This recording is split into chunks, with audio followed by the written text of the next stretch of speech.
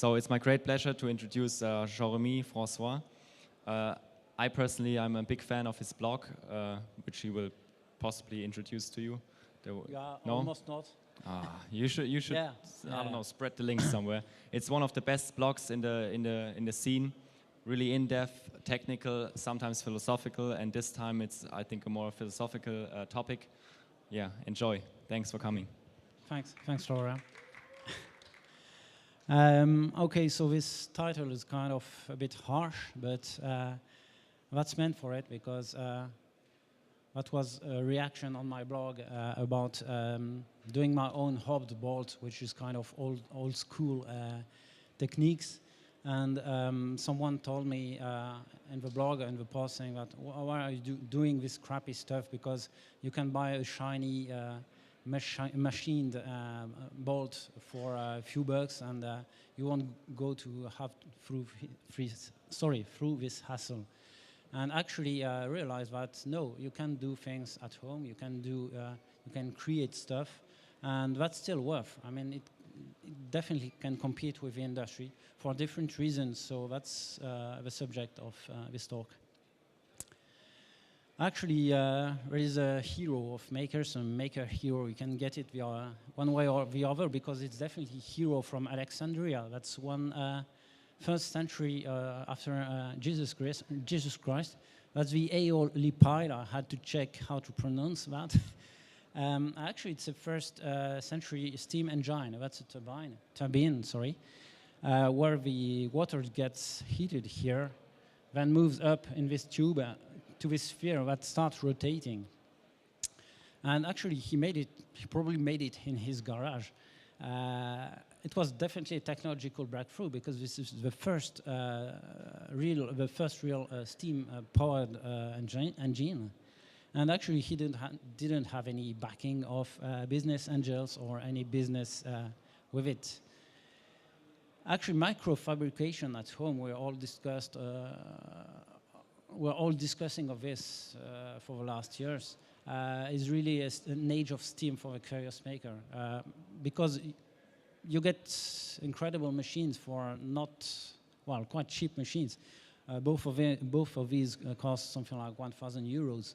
And you have industrial techniques at home, plus the know-how for free coming from the internet. So it always reverts to something like, is it a hobby, is it a work? Actually, there is a real future in that. How soon will it happen? That's another question. So is it cool, useful? Actually, only businessmen need to care. Because when you're doing something at home, you have all kind of different motivation to do that. Inventors versus businessmen. So again, that's not always black or white, but that's kind of egg and chicken. The businessman wants or has to make money out of something, out of a product. The inventor just invents this product, sometimes without even the need to commercialize it. Maker share ideas. There is no lawsuit. That's a big difference between inventors and businessmen, because maker just make it, not necessarily with the intent of making money out of it. But they're still not naive, because maybe I'm not a maker, I don't know, but we are still kind of protecting ourselves and don't want to get ripped off. So these are these Creative Commons license, which means that it's not because it's open that it's free and that everyone can do anything with it, including businessmen not getting the idea and then doing some stuff. And there is, I like this word, co-petition, which is what happens at my work, actually, which is kind of cooperation, also competition of ideas. The first one, actually, who gets his idea out is kind of the one who will get the most recognition out of it.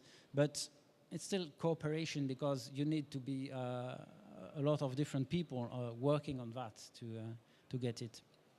I'll have a short talk about the trouble with big companies. So this is Dilbert, of course. And that kind of illustrates this trade-off between businessmen and production, actually, where the business wants, the aim is to find something that he will sell well. But actually that doesn't make a lot of sense to makers, because you first need it to make it, actually, to have a good idea. But in a company, profit is just compulsory. You need it because you must be responsible just because of norms, reliability, mass marketing, after-sales support, and it requires money to do so.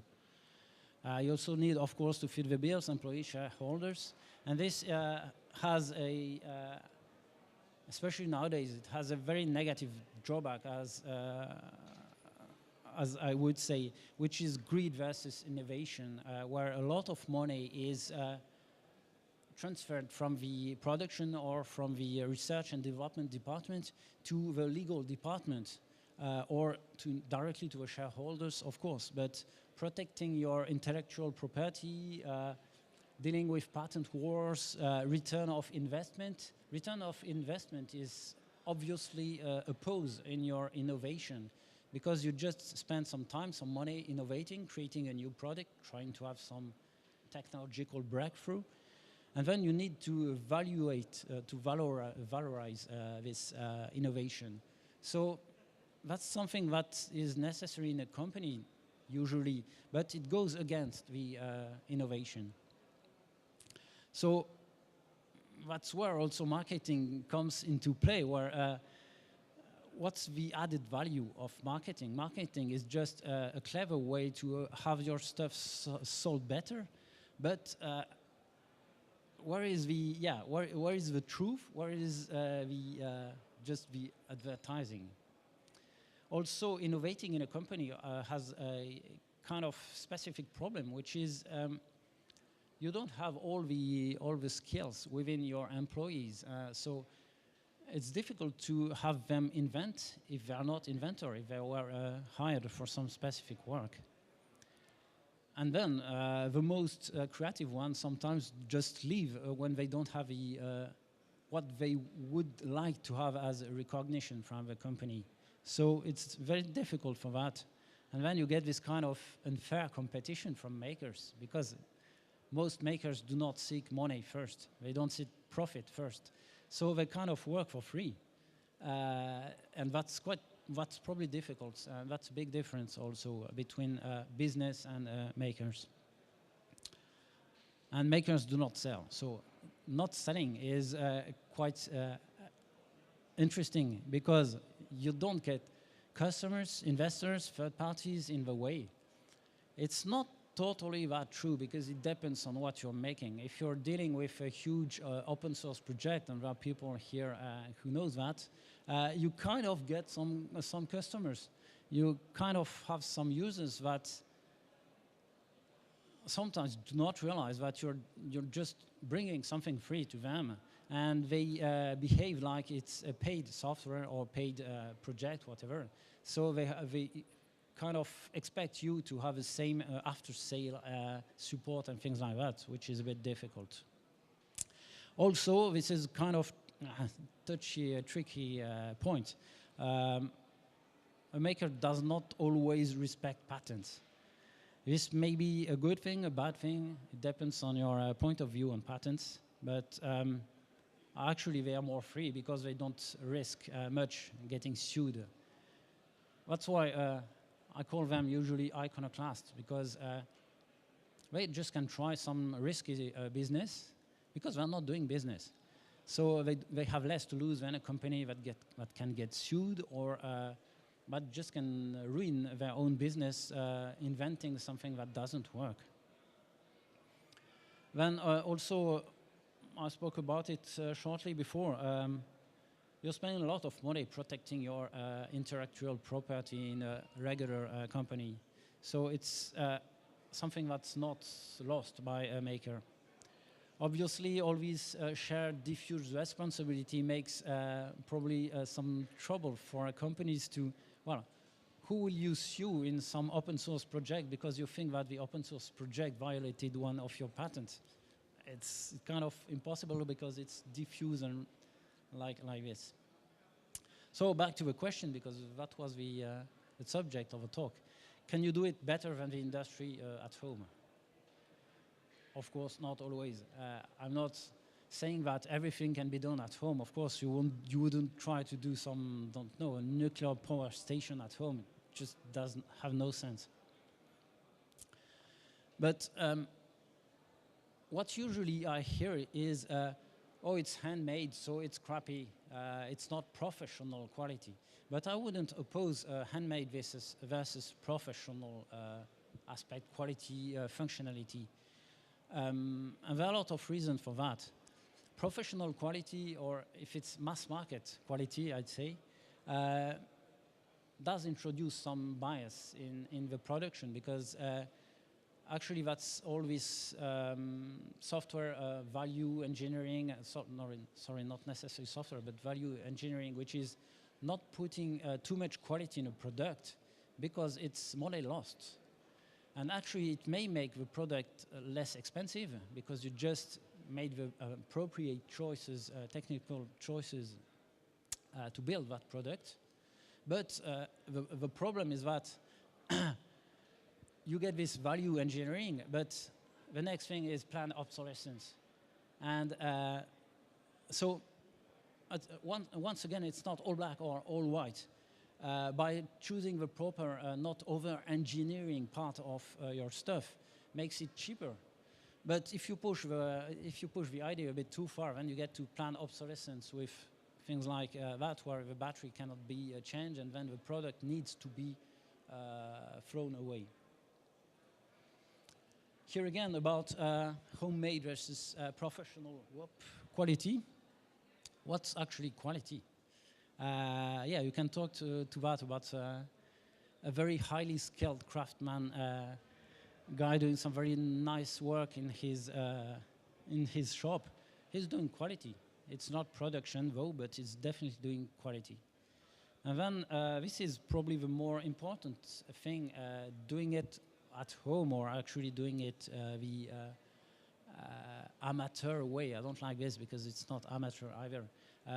Let you really tailor-made your product. So you really have the exact, or you may target the exact need of even your customer when you're working for a customer. Because you don't have this trouble with mass marketing, where you need a kind of standardized product that needs a kind of volume before it can be sold. Of course, you can tackle issues like volume, energy consumptions, things that are always a trade-off when it's mass marketed. This is a project I did for the French Research Institute, CNRS, because they had to have some video shots of a big box of soil that was outside for a year, and they wanted to analyze how the vegetation was growing on that cover, foliage cover. And actually, they had not much choice, even in the industry, to have such a sensor. What's interesting is that when I proposed to use a Raspberry Pi, so that's quite unusual, but they were quite open-minded, so it wasn't an issue. And actually, what was very interesting is that I had questions such as, how do you deal with power dissipation, and how would you deal with a fan because insects go inside, and so I don't need a fan, I don't need a power dissipation, I don't need a heat sink, because this thing doesn't just use too much, well, as much as energy as your regular industrial stuff uses. Where in that case, they need some much stronger support. They needed fans, so they got insects. So it's kind of over-engineering within the specifications already. And having some low-cost sensor actually gave them more possibilities, more values than what they would have got in the industry. Actually, the support was interesting because the support is printed in nylon on my printer, and they had to deal with the spot, and they had some metal support for the spot, but actually these were not the correct size. These were 40 millimeters wide, and they didn't have the proper size. So they went back to their supplier which didn't have it, and it took something like 3 weeks before they were able to get the proper mounting things in metal. The other one, I didn't know the day before I installed the stuff what was the diameter, but I came with my printer. I printed it in place to the proper diameter. So that's also where you get a real added value compared to what exists on the market. And then, yeah, hacking expensive products is quite usual, because you go and you buy a very expensive sensor, but it doesn't do exactly what you want, or you need to put it in some special box or some special mount. So you start drilling in it, hacking it, and, well, warranty is gone, of course. And actually, you kind of, once again, get some over-engineered solution that's quite expensive, that you hack. So anyway, hacking for hacking, in my opinion, better start from bottom up instead of the other way. And now, I mean, pragmatically, at home, there's no biggie. You can fail. There's no harm. You don't have any customers and so. But also, what's very interesting is that if you fail 10 times, but then gets one piece right, you may get even an outstanding result. So nobody is, complaining about the failures, but repeated failures gives you more. So you get more chance to have a very nice piece or a very nice product. Then, as we said, unconventional ideas are less risky, especially in your garage. Nobody knows. You don't get these flocks and so on. And not having a market, or actually not having a market in mind, because it doesn't mean you cannot then produce it and make money of it, nor investors give you a lot of freedom, because you don't have to think about things like intellectual property. You can't raise funds if you don't try to protect or to build some technological barrier. Recently, I worked for a startup that really just had me sign some 30-page NDAs and things like that. And they really they thought they had to have this intellectual property barriers and contracts and things, just to be able to raise money from investors, because the investors would not like you to open your design. And this is something which definitely slows you down trying to innovate or trying to do something. Sometimes you will just do something a bit less, or a bit different, just because you would be able to patent it more easily, which is completely absurd, because you're not answering your very first questions. Now, this is make it yourself. Actually, it's a bit like do it yourself, but making has also the meaning of creating or creativity, which is behind, which is not only do it, but which is create it, think about it. So I like this quote from Coco Chanel. That's the first time I quote Coco Chanel. But actually that's pretty spot on to me, which is also goes with the relationship with money. When you're making something without this business environment, you're paying with your time. I don't say this is free, because especially in cases like mine, where I'm self-employed, if I spend too much time on some hobby or some making of something without the intent of getting money out of it, then that's time I didn't spend on working and earning my life. But anyhow, it's still also cheaper than hiring or contracting someone to do something, which also has the very annoying aspect of having to define some specifications before you can even subcontract someone to do something. Whereas when you're doing that on your own, well, you can just hack your way around and then say, okay, this doesn't work, finally I will revert back to some other possibility. And then that's more interesting, and for me it pays a lot, which is learning now improves productivity tomorrow, which is the thing that I learned with 3D printing or all kind of hacks. Definitely is paying nowadays, because I learned a lot. I had some kind of networking within my own knowledge and within also clients. So people start to ask me to do some things because they know that if the original idea or the original specification fail, I'll still will have ideas to fix the thing or to propose some new solutions for solving the issue. So this is just really a consequence of all this free time spent hacking or dealing or curiosity. Then self-esteem is priceless. Well, that's always good when someone tells, okay, that's nice what you did and so on. Then also technical success always opens door because you just realize something that's within your own knowledge and your own capabilities. You know you can do that. So of course, then you know you can do more than that.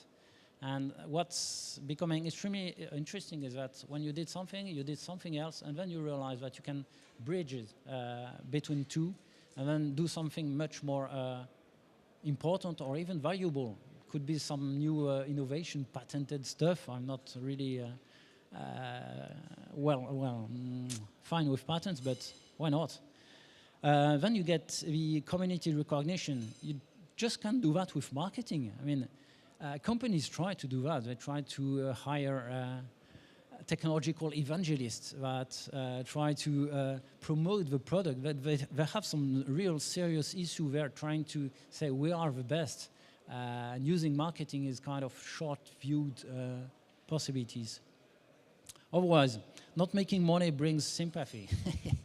I mean, that's something that nobody will ever complain about you failing or trying to do something if you don't make money out of it. They will more like complain if you're making a lot of money out of nothing. So, and then even if this doesn't work, then you get a curiosity fight aging. So I think that the day I don't have any more ideas, then this day I am old. So, close to the conclusion now. Make it. Nobody's in your way in your garage. Nobody will ever bother. You won't even know that you're failing or not. Failing is still positive, but you may just keep shy on that. Don't always say that you spent just 10 hours trying to do something. It was a miserable failure and just did not work. Well, you may blog about it or not. Depends on you, but actually you will definitely, obviously learn something. Share it. That's a big point, actually, because that's where if you don't do it, someone else will do it.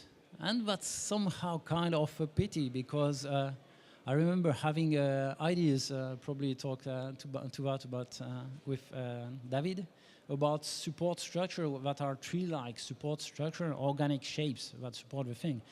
And I just left it in the drawer for 2 years, and then Autodesk just released recently this kind of support.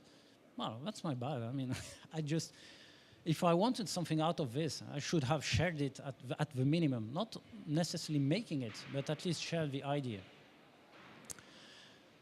Which is not the case with Autodesk, but someone may patent it, and then it will be much harder to do something with it, especially in a company.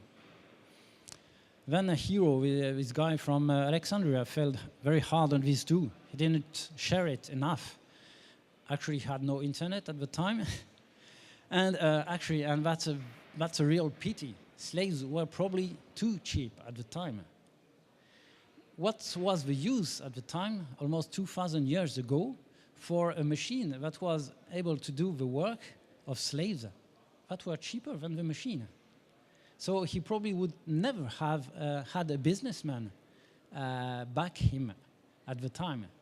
And actually, we just lost something like more than 1,500 years, because at the time they knew about steam power, they knew about piston, and they knew about the last one, the crank.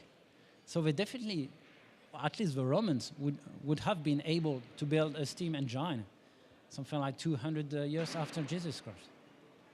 But the market wasn't ready, and the market just kind of did not make it possible. It would have been maybe possible if you shared it enough that people would start realizing that hey, I can combine this invention and this invention and get a real steam engine. Did you notice also today is the Family and Maker Day, not Consumer Day? Yesterday was Prosumer Day, and the day before was Industrial Day. So this is something for me which is quite important. I didn't ask for it, but it does say something. It's not like you're here just to buy stuff. It's also because it's more like you're curious, but that's nice. So here it is. Now go and make it.